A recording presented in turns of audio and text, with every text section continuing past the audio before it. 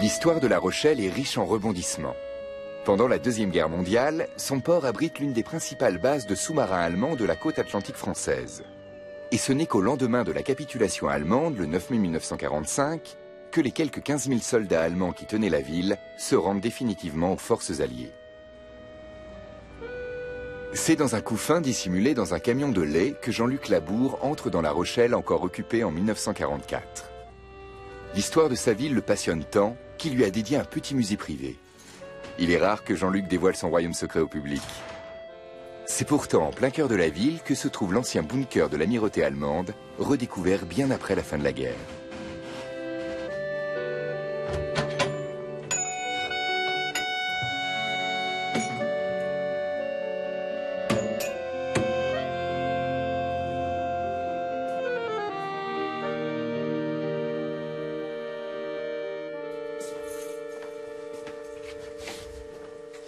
Alors ici, c'était l'appartement qui était réservé à l'amiral, c'était la salle à manger de l'amiral. Là, il y avait son bureau, et là-bas, la chambre à coucher. Derrière la porte, là, c'était les toilettes de l'amiral.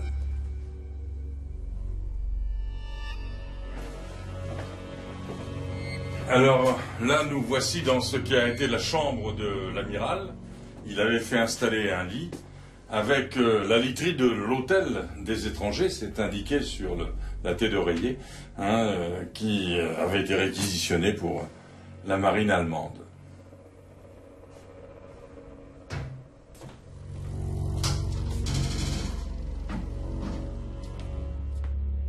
Le petit musée de Jean-Luc rend l'histoire palpable. Cette valise, de prime abord sans grand intérêt, a appartenu à un résistant français. Alors donc, une valise comme les autres, avec une chemise, de quoi se raser. Mais à partir de là, ça se complique.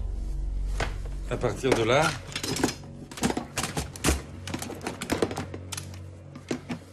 c'est une stène.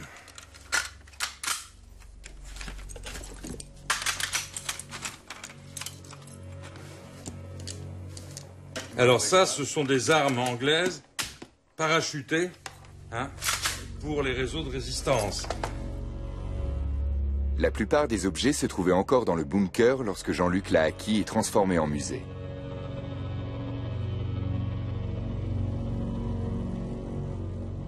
C'était la résidence de l'amirauté. C'est-à-dire qu'après le travail, l'amiral, les officiers supérieurs, les commandants de sous-marins venaient se loger dans l'hôtel qui était au-dessus.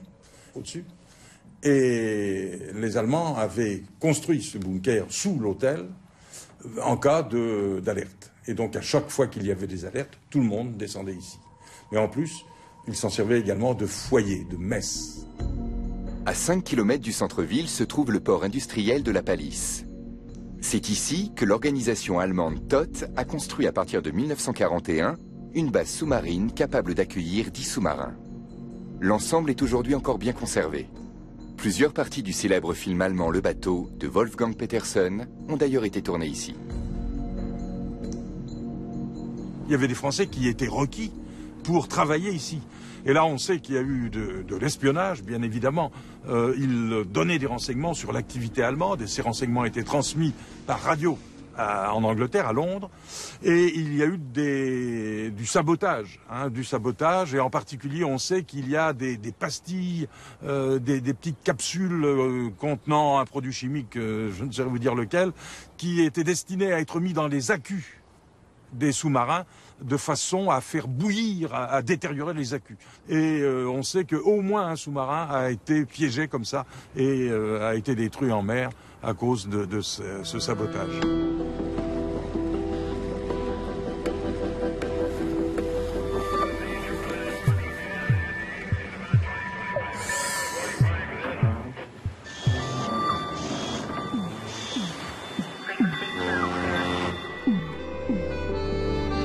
Dès 1137, La Rochelle est affranchie des tutelles féodales et devient un port libre. Au XVIe siècle, la ville est un bastion protestant qui tient tête au roi de France catholique. Seul le cardinal Richelieu parvient à soumettre la ville en 1628, après 13 mois de lutte. Sur les 28 000 habitants que comptait la ville avant le siège, on ne compte plus alors que 5 500 survivants.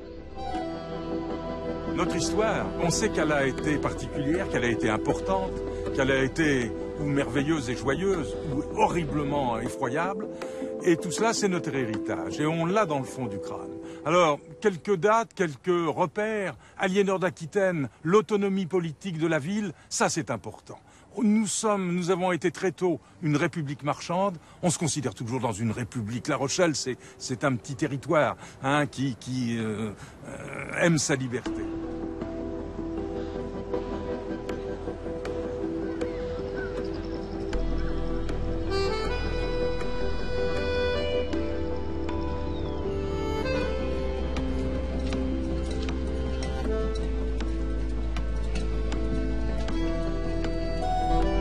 La Rochelle est aussi le port d'attache de grands noms de la voile, connu bien au-delà des fortifications de la cité, à l'image de la navigatrice Isabelle Autissier. En 1991, elle devient la première femme à faire le tour du monde à la voile en solitaire en 139 jours.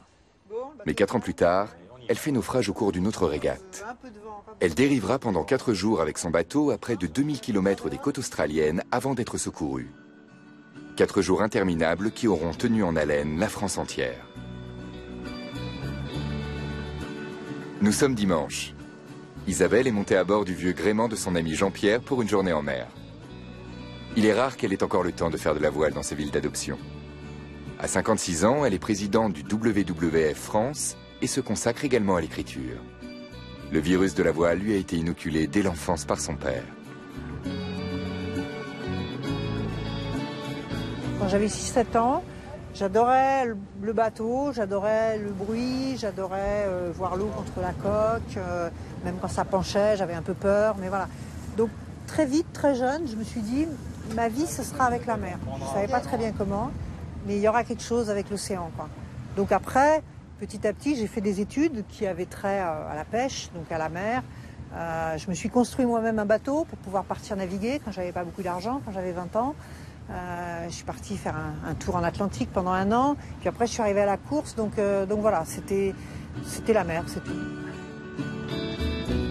Après un naufrage en 1999 dans le Pacifique Sud qui a bien failli lui coûter la vie, Isabelle Autissier met un terme à sa carrière en solitaire, mais continue de participer à des courses en équipe.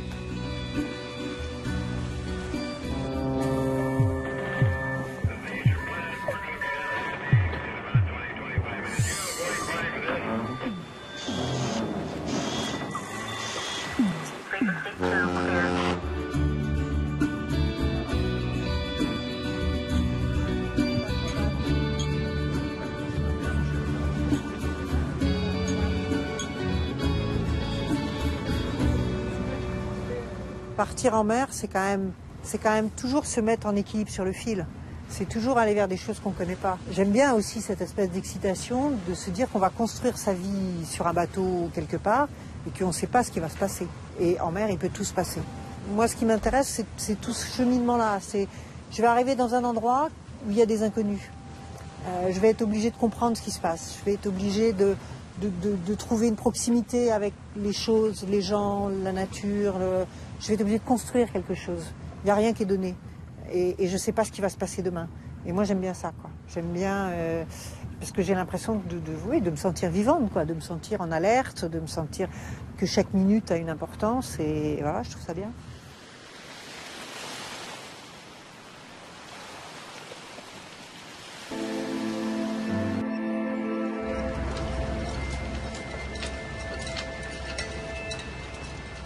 Une fois par an, La Rochelle accueille le Grand Pavois, le plus grand salon nautique flottant d'Europe.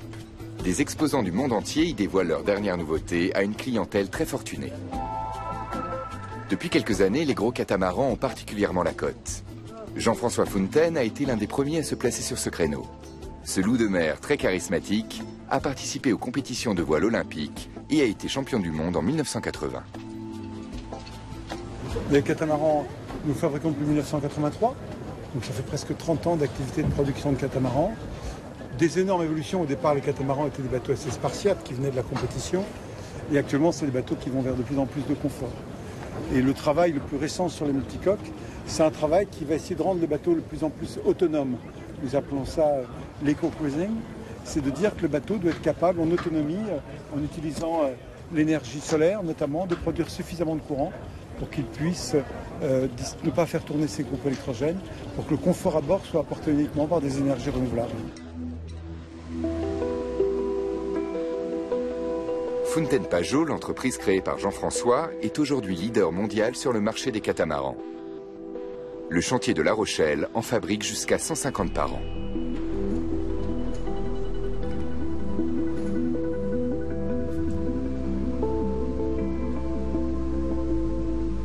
D'abord, quand j'ai commencé ma vie professionnelle, le monocoque existait depuis longtemps, mais il fallait essayer de faire quelque chose de différent pour se différencier de la concurrence. Sur la course, le catamaran était déjà un bateau très intéressant.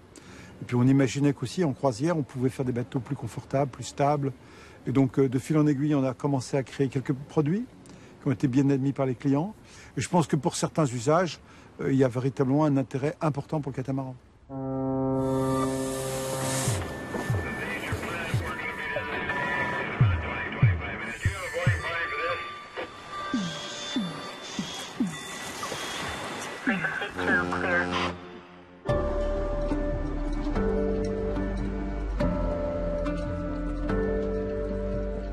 Aujourd'hui, Jean-François participe au voyage inaugural de son dernier modèle. Les techniciens sont sur le pont. Plusieurs vérifications sont nécessaires avant que le catamaran puisse obtenir son autorisation d'immatriculation.